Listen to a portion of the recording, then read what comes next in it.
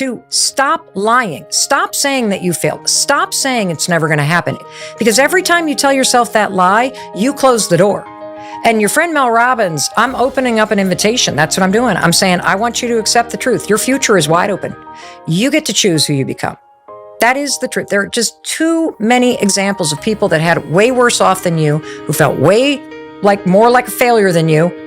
I had the numbers on the paper. I had the liens on the house. I had mathematical proof that I was failing at finance. And yet, I changed what I said to myself. And to help me reinforce this, I'm calling on a friend of mine, Mr. Stephen Bartlett. Now, most people know him, and you may know him as the host of Europe's #1 podcast. Now, Stephen's a wildly successful entrepreneur. He is a judge on the British version of Shark Tank. He's someone I look up to in business, and I kind of literally steal a lot of the way he does things because there's a formula for everything, and Stephen has literally cracked the code on a lot of stuff. So I look up to him. I learn from him. I cheer for him.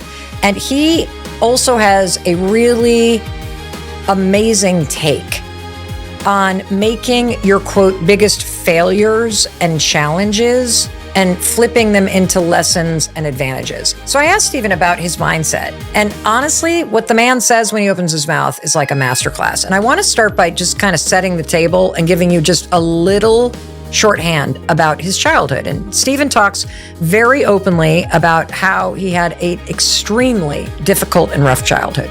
He grew up as one of the only Black kids in an all-white neighborhood, all-white school outside of London. He was the youngest of 4 boys. His grades, abysmal. Money, non-existent in the family. And Stephen started ditching class and selling cigarettes on the school playground for money. And then one of his friends said something to him that changed the trajectory of his entire life. Check this out. One of my friends said to me back then, they said, you're either going to be a millionaire in jail. And that, for me, I remember where I stood when he said that to me at 7 years old, because I was that desperate, which means if I need money and if I think money equals fitting in and belonging, then I'm going to sell everything in the house. I'm going to start businesses at 12. I'm going to sell the cigarettes my mum bought back from Nigeria in those black bags in the spare room. I'm going to do whatever I can.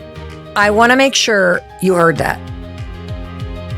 One moment changed the trajectory of his entire life. He's got this friend that says, you're either going to go to jail or you're going to be a millionaire. You get to choose. And he also explained to you how what he thought became what he said, which became what he did, which became who he became. I mean, that's a lot of becomes, but